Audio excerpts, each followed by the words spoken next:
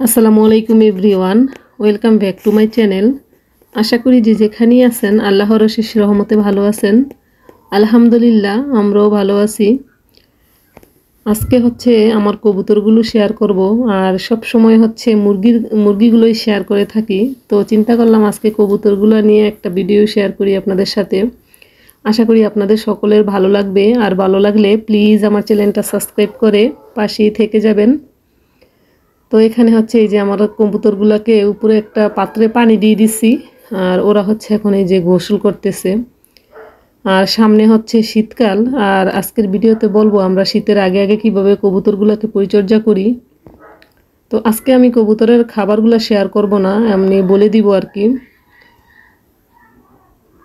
আর শীত আসলে হচ্ছে আমাদের কবুতরগুলোকে নিয়ে খুবই টেনশনে থাকি, কারণ গত 2 বছর আগে হচ্ছে আমাদের এই শীতের সময় হচ্ছে আমাদের অনেক দামি দামি কবুতর সব মারা গেছিলো, একমাত্র এই যে ঠান্ডার কারণে। আর ঠান্ডা লাগলে হচ্ছে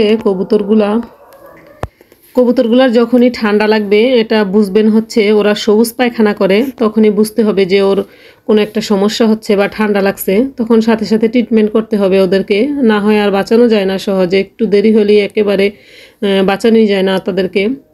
আর এখানে হচ্ছে এই যে দেখেন কবুতরের খাবার দিতে এসি আমরা, আর একটা পাত্রে এভাবে খাবার নিয়ে দাঁড়াইলে ওরা হচ্ছে এইভাবে হাতে চলে আসে। তো আমার কাছে তো খুবই ভালো লাগে এভাবে দেখতে, দেখেন কত সুন্দর করে খাচ্ছে ওরা। আর এগুলো আমাদের পোষা, তো অনেক সময় হাত হাত এভাবে দিলেই ওরা হাতে চলে আসে। আর আজকে হচ্ছে আমি বলবো যে আমাদের কবুতরের যে খাবারটা, এই খাবারটা হচ্ছে আমরা মিক্স যে খাবারটা ওটা কিনে নিয়ে আসি, আর এটার সাথে হচ্ছে আমরা এক্সট্রা কিছু খাবার অ্যাড করে দেই।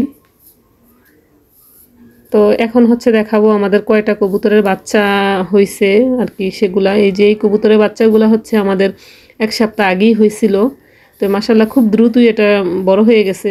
আজকে হঠাৎই আমার চোখ পড়লো যে মাশাল্লাহ খুবই বড় হয়ে গেছে। আর এটা কিন্তু আমাদের কোনো প্রকারের যে গোটা হয় না, এক ধরনের মশা কামড় দিলে হচ্ছে কবুতরের গায়ের মধ্যে গোটা হয়ে যায়। তো সবগুলা বাচ্চাই আমাদের ফ্রেশ আছে। আর এই খোপে হচ্ছে আমাদের 2টা বাচ্চা ফুটছে। আর আমরা হচ্ছে কবুতরের খাবারের সাথে হচ্ছে কালো জিরাটা অ্যাড করে দিই। আর কালো জিরার গুণ তো আর বলা লাগবে না, এটা সবাই আপনারা জানেন।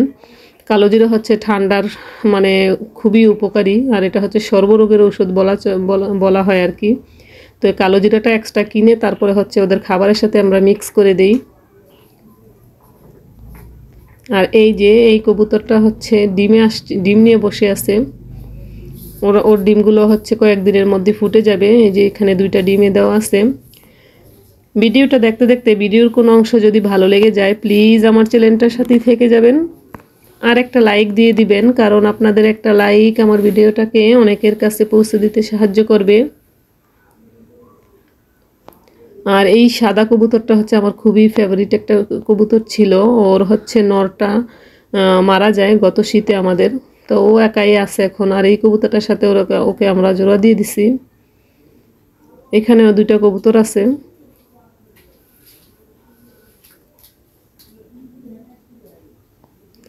আর ওরা হচ্ছে এখনো ডিম পারে নাই, পারবে। এই যে ওরা খড়, বিভিন্ন কাগজ, এই পাতা টাতা এগুলো ওরা নিয়ে আসছে, তো বুঝলাম যে ওরা ডিম পাড়ার আগে এরকম করে। আর আমরা হচ্ছে কবুতরের খাবারের সাথে সরিষাটাও অ্যাড করে থাকি। সরিষাও ঠান্ডার জন্য খুবই উপকারী, আপনারা সকলেই জানেন। আর এই যে আমাদের এইখানেও 2টা ডিম নিয়ে বসে আছে, এগুলা খুব দ্রুতই ফুটে যাবে মাশাল্লাহ। আর সবাই একটু মাশাল্লাহ বলে দিবেন, আর আমাদের সকলের জন্য দোয়া করবেন। আপনাদের জন্য রইল অসংখ্য অসংখ্য দোয়া।